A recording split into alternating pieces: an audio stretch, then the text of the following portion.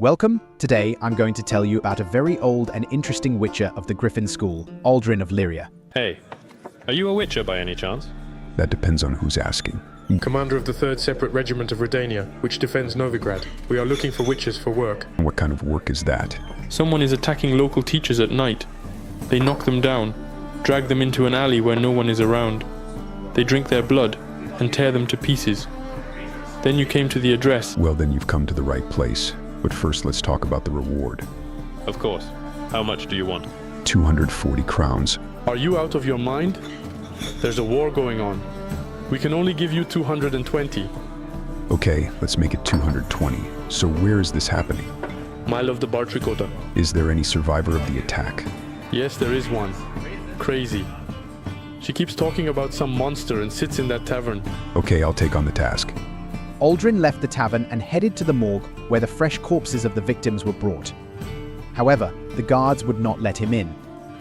A medic who was interested in the investigation came to his aid.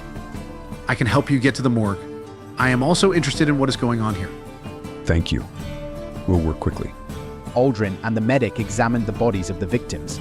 The Witcher noticed that all the blood had been sucked out of the bodies, and he could smell the expensive Tuscan wine.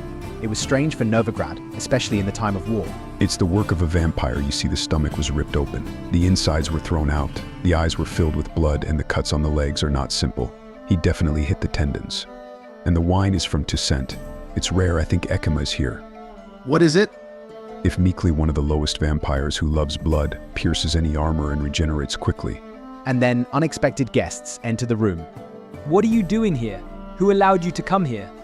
But Aldrin quickly folds the Aardvark sign in his hands and says, You better go home. Forget you ever saw us here. Yes, we are going home. There are hardly any traces left. We need to interview the victim. The next step was to examine the places where the bodies were found. However, most of the traces had already been washed away by rain and mud. Hey barman, get us a refill. The bartender brings them drinks. So what did you want?